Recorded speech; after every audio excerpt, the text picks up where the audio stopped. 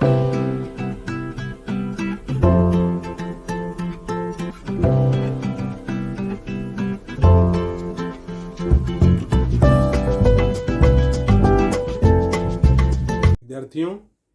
कक्षा 9वीं के विषय भूमिति में आपका हार्दिक स्वागत। लास्ट वीडियो में आपने एक्सरसाइज 6.1 के क्वेश्चन नंबर 5 तक के वीडियो देखे और आपको सवाल समझ में आया है। 6.1 का जो क्वेश्चन नंबर 6 है वो इस वर्ष के सिलेबस में नहीं दिया गया है, तो हम उसे नहीं हल करते हैं। चलिए, इससे पहले कि हम 6.2 स्टार्ट करें, आइए देखते हैं कि सर्वांगसम जीवाओं के गुणधर्म क्या हैं और उसके आधार पर कौन कौन से प्रमेय दिए गए हैं। तो विद्यार्थियों, आप देखोगे कि आपको दिया हुआ है सर्वांगसम जीवाओं के गुणधर्म। यदि एक ही वृत्त में जीवाएं दी गई हों और वो अगर सर्वांगसम हैं तो उनके क्या गुणधर्म हैं। तो देखिए, इसमें पहला जो गुणधर्म है जिसको यहाँ पर प्रमेय के रूप में दिया गया है वो है एक ही वृत्त की सर्वांगसम जीवाएं केंद्र से समदूरस्थ होती हैं। जैसे इसमें कहा गया विद्यार्थियों कि एक ही वृत्त की, तो आपको दिख रहा है कि वृत्त दिया गया है जिसका केंद्र O है और इस वृत्त के अंदर जो दो जीवाएं हैं AB और DC, ये दोनों सर्वांगसम हैं। तो इसमें कहा गया है कि एक ही वृत्त की सर्वांगसम जीवाएं यदि सर्वांगसम हैं तो केंद्र से दोनों जीवाओं की जो दूरी है वो समान होगी, केंद्र से समदूरस्थ होती हैं, अर्थात केंद्र से समान दूरी पर स्थित होती हैं। तो इस कथन के आधार पर दत्त यहां पर देखेंगे क्या हो जाएगा। देखिए, दत्त में हम लिखेंगे कि O केंद्र वाले वृत्त में, अर्थात इस वृत्त में, O केंद्र वाले वृत्त में, इस वृत्त में जो जो दिया हुआ है वो आप लिख लीजिए। देखिए, यहां दिया हुआ जीवा AB सर्वांगसम जीवा DC। तो आपको नाम नहीं दिया गया, नाम तो हम स्वयं दे रहे हैं, लेकिन देखिए लिखा है ना सर्वांगसम जीवाएं, तो हम लिखेंगे O केंद्र वाले वृत्त में जीवा AB सर्वांगसम जीवा CD। ओके, और क्या दिया हुआ है, यहां देखिए केंद्र है और ये जीवा है, तो उसके ऊपर यहां पर ये हम देख रहे हैं कि हमें यहां पर लिखना होगा कि O, सपोज हम लोग ले रहे हैं OP लंब AB पर और OQ लंब DC पर, ऐसा हम मान लेते हैं, क्योंकि आप जानते हो कि केंद्र से जीवा पर खींचा गया लंब जीवा को दो समान भागों में स्वविभाजित करता है। इसलिए हम यहाँ पर क्या करेंगे, एक रचना करेंगे कि OP लंब AB पर और OQ लंब, यहाँ पर हम लिखेंगे OP, आप लिखोगे विद्यार्थियों की रेख OP लंब जीवा AB तथा OQ रेख OQ लंब जीवा CD। तो यहां पर विद्यार्थियों हम दे देंगे OP लंब है यहां पर P और यहां OQ है, ये यहां पर लंब है। ठीक है, तो इस तरह से OP लंब है AB पर और OQ लंब है DC पर। ये हो गया दत्त। अब ये दत्त हो गया। आपको अगला जो स्टेप है, आप जानते हो कि प्रमेय जब भी हम हल करते हैं दत्त, उसके बाद में साध्य, अर्थात टू प्रूव, क्या हमें प्रूव करना है या क्या हमें सिद्ध करना है। तो सिद्ध करना है कि एक ही वृत्त की सर्वांगसम जीवाएं केंद्र से समदूरस्थ होती हैं। तो केंद्र से समान दूरी का अर्थ है यहाँ पर कि OP और OQ ये बराबर होंगे। तो यहाँ पर हम लिखेंगे कि OP equals to OQ। Okay, अब यहाँ पर रचना कर लेते हैं। विद्यार्थियों, क्या रचना करेंगे यहाँ पर देखिए, हम यहाँ पर रेख O से A को मिला देते हैं, O से A को और O से D को। यहां आप लिखोगे कि रेख OA तथा रेख OD खींचा। ओके, OA तथा OD खींचा। तो विद्यार्थियों देखिए, यहां पर दो त्रिभुज दिख रहा है और इन्हीं दोनों त्रिभुजों को अब हम सर्वांगसम सिद्ध करेंगे। और हमें सिद्ध क्या करना है, देखिए हमें लाना है कि OP और OQ का जो डिस्टेंस है, जो दूरी है, वो इक्वल है। OP और OQ इक्वल है। तो ये कैसे हम लाएंगे? तो सर्वप्रथम हम इन दोनों त्रिभुजों को सर्वांगसम सिद्ध कर देंगे। यदि त्रिभुज सर्वांगसम सिद्ध हो गए तब हम कह सकते हैं कि OP इक्वल्स टू OQ, मतलब OP और OQ बराबर है सर्वांगसम त्रिभुज की संगत भुजाएं। चलिए देखते हैं कैसे हल होगा। तो सर्वप्रथम आप यहां पर लिखोगे उपपत्ति, ठीक है। अब यहां पर हम लेते हैं, जैसे कि आप जानते हो विद्यार्थियों की होता है कि वृत्त के केंद्र से जीवा पर डाला गया लंब जीवा को समद्विभाजित करता है। इस आधार पर यहां हम लिखेंगे कि AP equals to half AB तथा यहां पर है DQ equals to half DC। कैसे? तो यहां है वृत्त के केंद्र से जीवा पर डाला गया लंब जीवा को समद्विभाजित। विद्यार्थियों, जैसे कि मैंने आपको बताया कि AP equals to half AB, क्योंकि अगर वृत्त के केंद्र से जीवा पर लंब खींच देते हैं तो जीवा दो समान भागों में बढ़ जाती है। तो AP equals to half AB लिख देंगे, और जैसे यहां पर हुआ सेम उसी तरह से यहां भी होगा। DQ equals to half DC। क्यों? कारण क्या है कि वृत्त के केंद्र से जीवा पर डाला गया लंब जीवा को समद्विभाजित करता है। तो आप इसको पूरा कंप्लीट कर लोगे। आप यहाँ पर विद्यार्थियों देखिए दिया हुआ है कि AB और DC ये दोनों जीवाएं सर्वांगसम हैं। तो हम यहाँ लिखेंगे कि AB इक्वल्स टू DC, और ये हमें दिया हुआ है दत्त में कि दोनों जीवाएं सर्वांगसम हैं। अब यहाँ पर हम 1/2 से दोनों में गुणा कर लेते हैं, और यहाँ लिख देंगे 1/2 से गुणा करने पर दोनों पक्षों में 1/2 से हम इसमें गुणा कर देते हैं, ठीक है। अब विद्यार्थियों आप देखोगे इसको अगर हम नेमिंग कर दें, यहां पर हमने 1 दे दिया है और ये दे दिया है हमने इसको suppose 2, okay. AP half AB, तो हाफ AB की जगह पर हम क्या रख सकते हैं? AP रख सकते हैं। तो यहां हम लिखेंगे AP equals to half DC। Half DC जब क्या रख सकते हैं? DQ। तो यहां पर हम रखेंगे DQ, और यहां लिख देंगे 1 तथा 2 से, ठीक है। आ रहा है समझ में आपको? ये जो हाफ AB है, हाफ कहां से आया? तो हाफ हमने यहां पर गुणा कर दिया दोनों पक्षों में। हाफ AB किया तो आप देखो यहां पर हाफ AB करने पर मान क्या मिल रहा है? AP। यहां पर हम AP रख देंगे, और हाफ DC करेंगे तो हमें मिल रहा है DQ, वो हमने यहां पर रख दिया, और इसको दे दिया हमने नंबर 3। आई होप यहां तक आपको ये प्रमेय समझ में आया है। चलिए, मैं आपको बता रहा था कि हम ये दो त्रिभुजों को सर्वांगसम सिद्ध करेंगे। तो देखिए ये दो त्रिभुज हैं, इनको सर्वांगसम सिद्ध करने के लिए हमें 3 पॉइंट्स इसमें ढूंढने पड़ते हैं, क्योंकि आप जानते हो जो कसौटी है उसको 3 अक्षरों से नाम देते हैं शॉर्ट में। और वैसे जैसे कर्णभुजा कसौटी है, फिर भू कसौटी है, को ऐसे कसौटियों का नाम हम देते हैं। तो कम से कम हमें 3 पॉइंट्स इस त्रिभुज में लाने होंगे। तो चूंकि ये समकोण त्रिभुज है, और आप जानते हो कि समकोण त्रिभुज में कर्णभुजा, ये हमें पहले नंबर पर कसौटी देखनी चाहिए।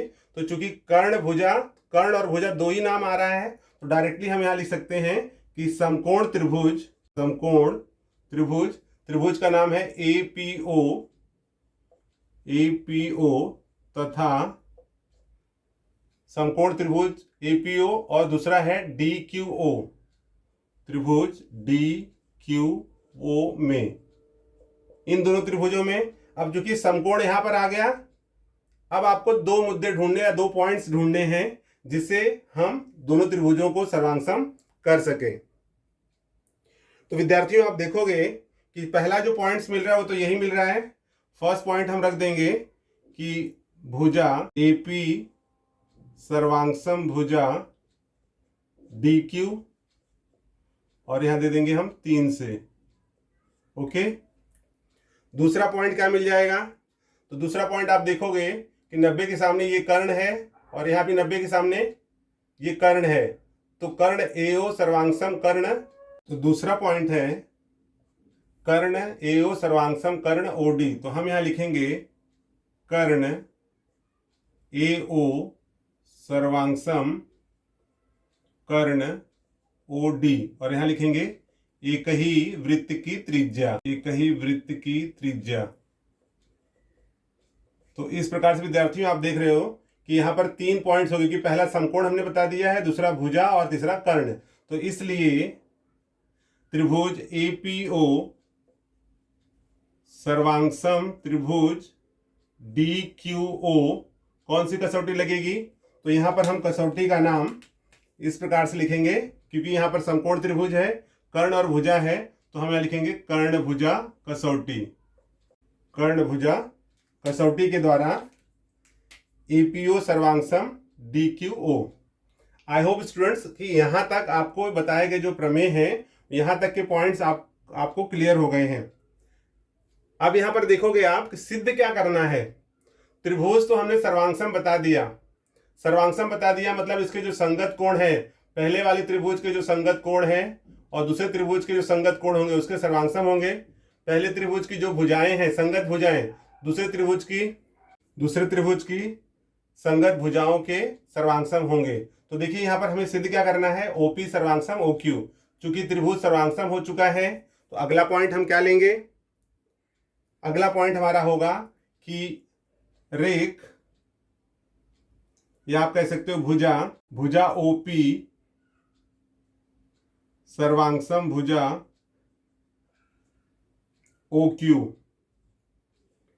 क्या कारण देंगे इसका? कारण होगा सर्वांगसम त्रिभुज की संगत भुजाएं। तो यहां पर हम लिखेंगे सर्वांगसम त्रिभुज की संगत भुजाएं। तो इस प्रकार से विद्यार्थियों आप देख रहे हो कि आपको ज्योमेट्री में एक चीज ध्यान रखना है कि हम कोई भी पॉइंट्स अगर लिखते हैं तो उसका हमें कारण देना जरूरी होता है। अब यहाँ पर भुजा ओपी सर्वांगसम ओक्यू, ठीक है, यहाँ दिख रहा है ये, वही यहाँ पर मिल गया है, भुजा ओपी सर्वांगसम भुजा ओक्यू सर्वांगसम त्रिभुज की संगत भुजाएं, क्योंकि त्रिभुज यहाँ पर सर्वांगसम हो चुका है। तो आप देखोगे कि यही पॉइंट्स हमें इस प्रमेय के अंदर सिद्ध करना था कि एक ही वृत्त की सर्वांगसम जीवाएं केंद्र से समदूरस्थ होती हैं। अब आकृति में आप देखिए समदूरस्थ क्या है कि केंद्र से समान दूरी, मतलब जितने दूरी पर ओपी है उतने ही दूरी पर ओक्यू है, मतलब ओपी और ओक्यू का जो डिस्टेंस है वो समान है। यही यहां पर सिद्ध करना था। तो इस प्रकार से विद्यार्थियों हम यहां पर लिख सकते हैं कि ओपी इक्वल्स टू ओक्यू, और यही था हमारा प्रमेय का कंक्लूजन, या आप कहिए कि यही हमारा प्रमेय था। आई होप विद्यार्थियों कि आपको ये प्रमेय समझ में आया है। चलिए अब हम आगे चलेंगे और देखेंगे इसी प्रमेय का जो विलोम है। एग्जाम में विलोम तो नहीं पूछा जाता है लेकिन उस पर आधारित प्रश्न होते हैं। तो जैसे देखिए यहाँ पर क्या दिया हुआ है, एक ही वृत्त की सर्वांगसम जीवाएं केंद्र से समदूरस्थ होती हैं। तो विलोम क्या हो जाएगा कि यदि केंद्र से समदूरस्थ जीवाएं दी गई हैं तो वो सर्वांगसम होंगे, ठीक है। एक ही वृत्त की सर्वांगसम जीवाएं केंद्र से समदूरस्थ होती हैं। विलोम में क्या होगा कि केंद्र से समदूरस्थ खींची गई जीवाएं सर्वांगसम होती हैं। ये इसका विलोम होगा। विद्यार्थियों, कक्षा 9वीं के विषय भूमिति में आपका पुनः एक बार हार्दिक स्वागत। लेसन नंबर 6 वृत्त में लास्ट वीडियो में आपने देखा है कि सर्वांगसम जीवाओं के गुणधर्म, इस पर आधारित एक प्रमेय था। वह प्रमेय इस प्रकार से था कि एक ही वृत्त में सर्वांगसम जीवाएं केंद्र से समदूरस्थ होती हैं। इसी प्रमेय का विद्यार्थियों हम विलोम देखते हैं। आइए देखें विलोम में क्या दिया हुआ है। तो विद्यार्थियों देखिए दिया हुआ है कि एक ही वृत्त की केंद्र से समदूरस्थ जीवाएं सर्वांगसम होती हैं। अर्थात यदि एक वृत्त दिया हुआ है और इस वृत्त में केंद्र हमारा यहाँ पर O है, उससे समान दूरी पर अर्थात OP और यहाँ पर OQ समान दूरी पर यदि दो जीवाएं स्थित हैं तो ये सर्वांगसम होंगी। और इसके पहले जो हमने प्रमेय किया था उसी का ये विलोम है। तो आप देखोगे कि आपको ये प्रमेय सब हल करके दिया हुआ है और इसमें ये जो पॉइंट्स रिक्त दिख रहे हैं उसे पूरा करना है। जैसे यहाँ दिया गया नीचे दिए गए विधानों में रिक्त स्थानों की पूर्ति करो। तो जैसे दिया है वैसे ही आप उतार लोगे और ये कैसे पॉइंट्स आए हैं वो पॉइंट्स यहाँ पर भरने होंगे। तो देखिए दत्त में क्या होगा कि ओ केंद्र वाले वृत्त में, इस वृत्त में ओपी लंब है जीवा AB पर और OQ लंब है जीवा CD पर, तथा OP और OQ ये बराबर दिए गए हैं। ये दत्त हो गया। सिद्ध क्या है? सिद्ध करना है कि हमें AB और CD दोनों जीवाएं सर्वांगसम हैं। अब यहाँ पर रचना है कि हमने OA और OD रचना कर लिया, दो त्रिभुज बन गए। अब इन दोनों त्रिभुजों को ही सर्वांगसम सिद्ध करना है। तो देखिए इसमें है कि समकोण त्रिभुज OPA तथा समकोण त्रिभुज OQD में, इन दोनों त्रिभुजों में कर्ण OA सर्वांगसम कर्ण OD, OA और OD सर्वांगसम है। तो क्यों सर्वांगसम है? क्योंकि एक ही वृत्त में ये त्रिज्याएं हैं। तो यहां पर हम लिख देंगे एक ही वृत्त की त्रिज्याएं, वृत्त में एक ही वृत्त में त्रिज्या। दूसरा है कि त्रिभुज OPA सर्वांगसम OQD, ये दोनों त्रिभुज सर्वांगसम हो गए। ये OP सर्वांगसम OQ ये दत्त दिया हुआ है, OPA सर्वांगसम OQD। तो इसके पहले वाले प्रमेय में हमने सिद्ध किया था कि चूंकि ये समकोण त्रिभुज है तो यहाँ पर लग जाएगा, समकोण त्रिभुज है, कर्ण दिया है, भुजा दिया है, तो यहाँ पर आप कर लोगे कर्ण भुजा कसौटी। तो यहाँ हम लिख देंगे कर्ण भुजा कसौटी। तो ये बॉक्स को आप कंप्लीट कर लोगे। ओके, अब तीसरा विद्यार्थियों, जो लास्ट का बॉक्स दिया हुआ है उसमें है किंतु AP half AB OQ half CD। तो ये हाफ कैसे हुआ है? तो हम जानते हैं कि वृत्त के केंद्र से जीवा पर डाला गया लंब जीवा को समद्विभाजित करता है। इसे हम इस प्रकार से यहाँ पर आप उसको थोड़ा छोटा करके पूरे बॉक्स को भर लोगे और फिर इस आधार पर AP इक्वल्स टू QD, ये हमने लास्ट वाले प्रमेय में किया हुआ है, और इस आधार पर हमें मिल जाएगा AB equals to CD, therefore AB सर्वांगसम रेख CD। तो ये प्रमेय विद्यार्थियों एग्जाम में पूछा नहीं जाता है, और एग्जाम में अगर पूछा भी गया तो इस तरह से बॉक्स आपको भरने के लिए दिया गया होगा। सब कुछ प्रमेय उसमें होगा, सिर्फ ये जो बॉक्स बने हुए हैं वो भरना है आपको। तो जैसे यहाँ कर्ण दिया गया है तो एक ही वृत्त की त्रिज्या है, ये दोनों त्रिभुज सर्वांगसम सिद्ध हो गए तो कर्ण भुजा कसौटी से। और ये जो हमने हाफ लिया हुआ है, हाफ AP और हाफ CQ, तो ये जो हमें मिला है, या हाफ यहाँ पर OQ, ठीक है, AP equals to half AB और CQ यहाँ पर आएगा CQ equals to half CD। तो ये कैसे मिला हुआ है? वृत्त के केंद्र से जीवा पर डाला गया लंब जीवा को समद्विभाजित करता है। तो आप उस बॉक्स को थोड़ा सा चौड़ा करके दोनों लाइन इसमें लिख लोगे, और फिर इन दोनों के आधार पर AP इक्वल्स टू QD, ये आपको पिछले वाले प्रमेय मैंने बताया हुआ है, और उस आधार पर हमें AB और CD मिल जाएंगे। और इस प्रकार ये जो सिद्ध करना था AB सर्वांगसम CD, वो यहाँ पर सिद्ध होता है। तो इस प्रमेय में चूंकि सिर्फ कहा गया रिक्त स्थानों की पूर्ति करो, तो हम विशेषता ध्यान देंगे इनको, ये कैसे आ रहा है उस पर, और बाकी प्रमेय आपको हल करके दिया हुआ है। आई होप स्टूडेंट्स आपको ये प्रमेय समझ में आया है।